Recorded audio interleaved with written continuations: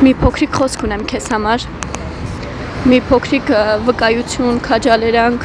փոքրիկ խոսք եմ ուզում փոխանցել քեզ, մոտ 1-2 տարի առաջ ինձ սիրելի քույրերս կանայք կհասկանան, իմ ասած ավելի շատ, երբ որ դու տանգործ ես անում ու մաքրություն ես անում ու հայլիները երբ որ քո այդ պահին մտածմունքն է, որ դու կարողանաս մաքրես, որ բծեր չլինի իր վրա ու տենց մեկ օր 2 տարի առաջ, երբ որ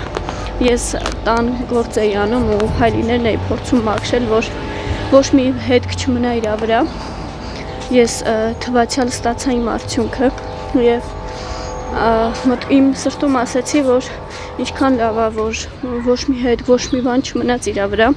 կարողացա էլի նորմալ մաքրեմ ու երբ որ երեկո էր արդեն գիշեր էր, հեռախոսից լույսը միացրեցի և տեսա հայլիների վրա ինչքան գծեր ու ինչքան բծեր կար ու հենց այդ ժամանակ Տերը խոսեց հետս, ասեց, որ մենք էլ ենք այդպես մարդիկ, ասեց դուք էլ եք այդպես, մինչև որ իմ լույսը ձեր վրա չի ծագում, ձեր կյանքի բծերը, հետքերը, մեղքերը դուք չեք նկատում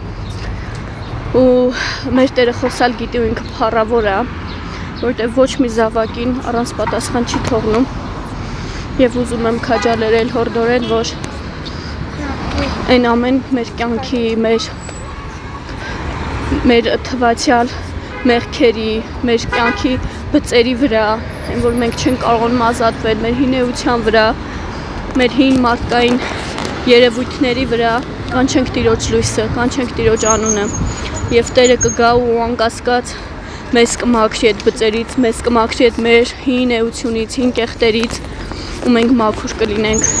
ձյունից ճերմակ կլինենք, որտև իր խոսքն է ասում, եթե նա մեզ մաքրի, մենք ձյունից ճերմակ կլինենք ու թող մեր Տերը փառավորվի, նա բարի է, նա սիրող Աստված է ու ամեն մեկի հետ էլ խոսել գիտի,